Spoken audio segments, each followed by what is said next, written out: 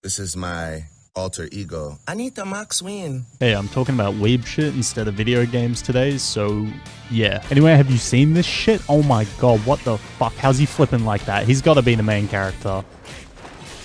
He was not the main character. Today I'm gonna be telling you why you should be watching Ninja Kamui. Kamui? My new favorite installment in anime whose only source material is a 3-month binge of amphetamines. Have you ever watched John Wick and thought, man, this would be a cool anime? I didn't either before this, but holy shit, someone did, and it's amazing. Seong-Hoo Park, by my standards, is a fucking genius in directing these scenes that make you jizz out of your eyeballs. It goes without saying anything from the guy who directed this, or this, is gonna be fucking insane, but goddamn, he's outdoing himself. The first episode opens with this beautifully animated chase fight scene where Glasses-kun is being attacked by fucking Black Ops ninjas. He gets smoked by the Atom Smasher Samurai Fusion, and the ninjas dip out. We cut to the average farmer, Joe Rogan, who's living a peaceful life with his wife and kid out in rural America. I'm not sure if this was before or after the podcast. Like I said before though, this is basically anime John Wick, with the twist being his wife and kid dies instead of the dog. Jesus Christ. Joe Rogan's ivermectin use finally catches up to him, and we watch this gruesome scene of him completely powerless to stop everything he loves from being taken from him. Some shit straight from Berserk. Oh, and he dies. Turns out though, Joe Rogan is not only not dead, but he hasn't forgotten his jujitsu and murders the fuck out of all these samurai dudes in another disgustingly clean fight scene at the hospital he wakes up at. Of course, since it's John Wick, after this we need a scene of Joe Rogan jackhammering his house to reveal his hidden assassin duffel bag. At this point we find out Joe Rogan's true identity, Higan, an exiled ninja who broke his clan's ancient code so that he could live peacefully with the love of his life, Mary. This is all just the premise of the show, and by this point, if you're not sold enough to at least go and give it a try, I'm not really sure what to tell you. Now, this is the real reason I wanted to make this video. That's right, I tricked you. You've been fooled, bamboozled, discombobulated. Anyway, good anime doesn't necessarily need source material.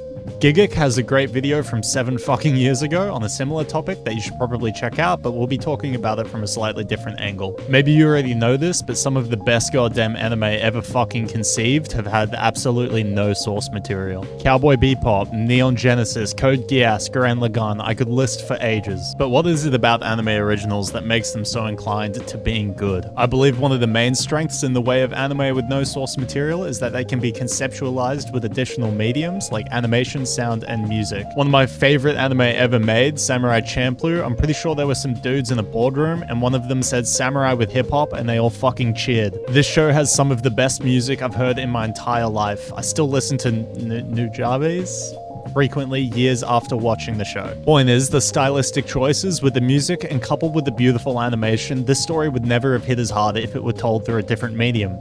I know there's a Samurai Champloo spin-off manga, but I haven't read it. I'm sure it's good. And now for the part where I shit on anime that I actually like for a bit. I think one of the biggest problems with shows that have source material is how existing fans perceive the adaptations. Take One Piece for example. I absolutely adore this shit. I can't explain the feeling that seeing all these goofy goobers together having fun gives me, but it's good. Pure serotonin. And some of these fight scenes in the anime are top tier. But over time, I've found myself watching the anime less and less, starting from watching the anime from episode 1 when I was a kid and keeping up weekly for years, to only watching my favorite scenes from the manga, to now where occasionally I'll see the One Piece anime and go, oh, that's pretty neat, but I'm never seeking it out myself. Now for One Piece, there's a slew of reasons why I haven't been watching the anime, with the pacing being the biggest culprit. This is a pacing moment. But I'd argue the primary reason it hasn't hit as hard as it used to is the perceivable dissonance from the source material. One Piece is a particularly egregious example of it, with some of the coldest scenes I've seen in manga turned into Dragon Ball-esque 5-minute wind-up attacks that completely suck the impact out of these encounters. Which can definitely work for some people, especially if you haven't read it, but man, it hurt me. Even on a smaller scale though, this can seriously affect your enjoyment of things. With Chainsaw Man, I spent a lot of the time watching its serial anime release, over-analyzing the use of CGI and how it lined up with the manga. It's not even that CGI bothers me that much, it's just that I wanted the adaptation of a manga that I loved to meet my personal expectations.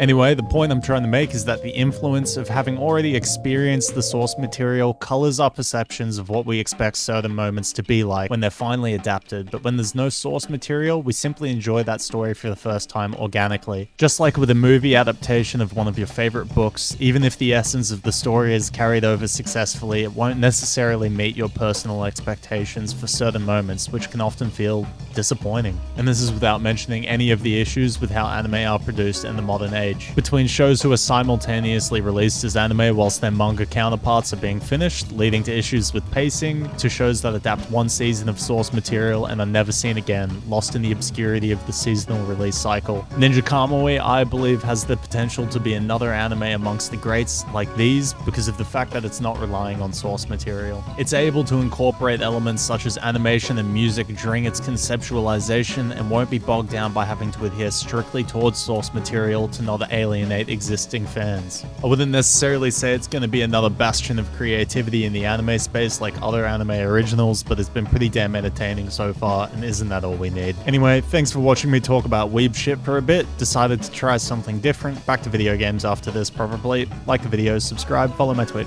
Okay, bye.